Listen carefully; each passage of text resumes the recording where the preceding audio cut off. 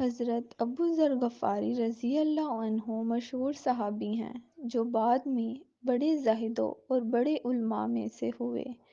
حضرت علی کرم اللہ وجہہ کا ارشاد ہے کہ ابو ذر ایسے علم کو حاصل کیے ہوئے ہیں جس سے لوگ عاجز ہیں، مگر انہوں نے اس کو محفوظ کر رکھا ہے۔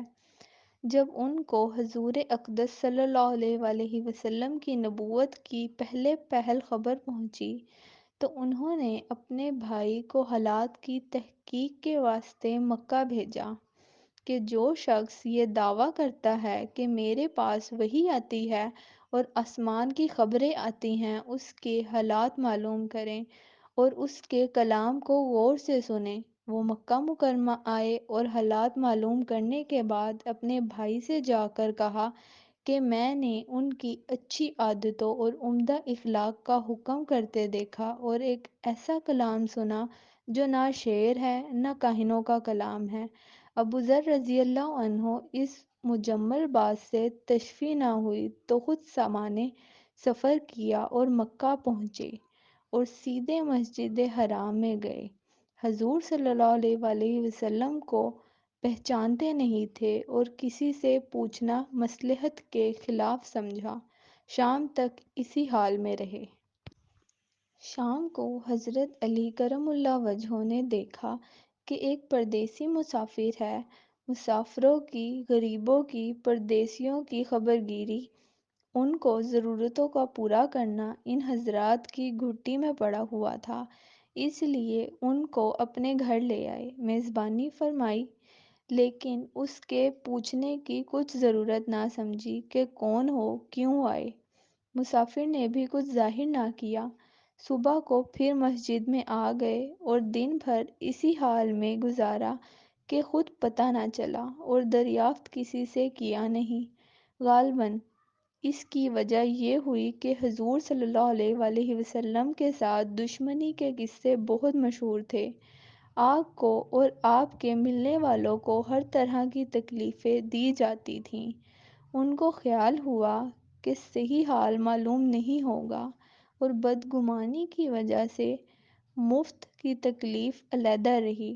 دوسرے دن شام کو حضرت علی رضی اللہ عنہ کو خیال ہوا کہ پردیسی مسافر ہے، بظاہر جس غرض کے لیے آیا ہے وہ پوری نہیں ہوئی، اس لیے پھر اپنے گھر لے گئے اور رات کو کھلایا سلایا، مگر پوچھنے کی اس رات بھی نوبت نہ آئی۔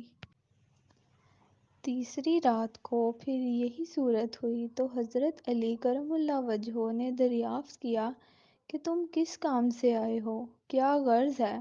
تو حضرت ابو ذر رضی اللہ عنہ نے اول ان کو قسم اور عہد و پیمان دیے اس بات کے کہ وہ صحیح بتائیں، اس کے بعد اپنی غرض بتلائی۔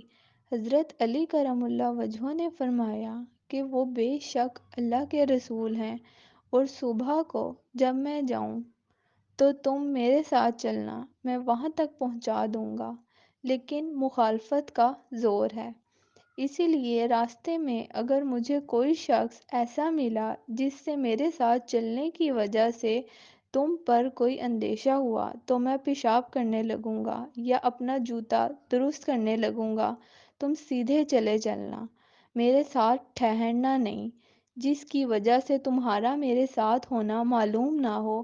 چنانچہ صبح کو حضرت علی کرم اللہ وجہہ کے پیچھے پیچھے حضور صلی اللہ علیہ وآلہ وسلم کی خدمت میں پہنچے، وہاں جا کر بات چیت ہوئی، اسی وقت مسلمان ہو گئے۔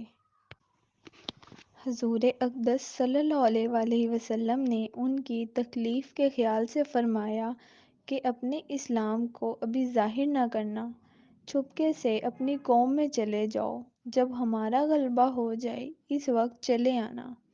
انہوں نے عرض کیا، یا رسول اللہ، اس ذات کی قسم جس کے قبضہ میں میری جان ہے کہ اس کلمہ توحید کو ان بے ایمانوں کے بیچ میں چلا کر پڑھوں گا۔ چنانچہ اسی وقت مسجد حرام میں تشریف لے گئے اور بلند آواز سے اشہد ان لا الہ الا اللہ و اشہد ان محمدً رسول اللہ پڑھا۔ پھر کیا تھا، چاروں طرف سے لوگ اٹھے اور اس قدر مارا کہ زخمی کر دیا، مرنے کے قریب ہو گئے۔ حضور صلی اللہ علیہ وآلہ وسلم کے چچا حضرت عباس رضی اللہ عنہ، جو اس وقت تک مسلمان بھی نہیں ہوئے تھے، ان کے اوپر بچانے کے لیے لیٹ گئے اور لوگوں سے کہا، کیا ظلم کرتے ہو؟ یہ شخص قبیلہ غفار کا ہے اور یہ قبیلہ ملک شام کے راستے میں پڑتا ہے۔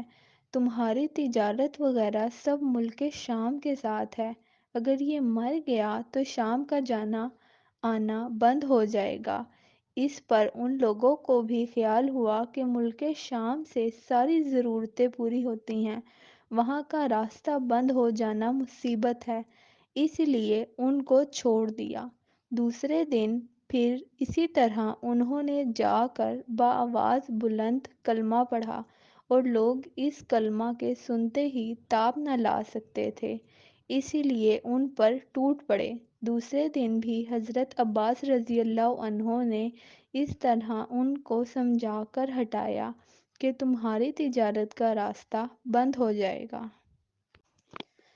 حضور صلی اللہ علیہ وآلہ وسلم کے ارشاد کے باوجود کہ اپنے اسلام کو چھپاؤ، ان کا یہ فعل حق کے اظہار کا ولولہ اور غلبہ تھا کہ جب یہ دین حق ہے تو کسی کے باپ کا کیا اجارہ ہے جس سے ڈر کر چھپایا جائے، اور حضور صلی اللہ علیہ وآلہ وسلم کا منع فرمانا شفقت کی وجہ سے تھا کہ ممکن ہے تکالیف کا تحمل نہ ہو، ورنہ حضور صلی اللہ علیہ وآلہ وسلم کے حکم کے خلاف صحابہ رضی اللہ عنہ کی یہ مجال ہی نہ تھی۔ چنانچہ اس کا کچھ نمونہ مستقل باب میں آ رہا ہے، چونکہ حضور اقدس صلی اللہ علیہ وآلہ وسلم خود ہی دین پھیلانے میں ہر قسم کی تکلیفیں برداشت فرما رہے تھے، اسی لیے حضرت ابوذر رضی اللہ عنہ نے سہولت پر عمل کی بجائے حضور صلی اللہ علیہ وآلہ وسلم کی اتباع کو ترجیح دی۔ یہی ایک چیز تھی کہ جس کی وجہ سے ہر قسم کی ترقی دینے دینوی صحابہ کرام کے قدم چوم رہی تھی، اور ہر میدان ان کے قبضہ میں تھا کہ جو شخص بھی ایک مرتبہ کلمہ شہادت پڑھ کر اسلام کے جھنڈے کے نیچے آ جاتا تھا، بڑی سے بڑی قوت بھی اس کو روک نہ سکتی تھی، اور نہ بڑے سے بڑا ظلم اس کو دین کی اشاعت سے ہٹا سکتا تھا۔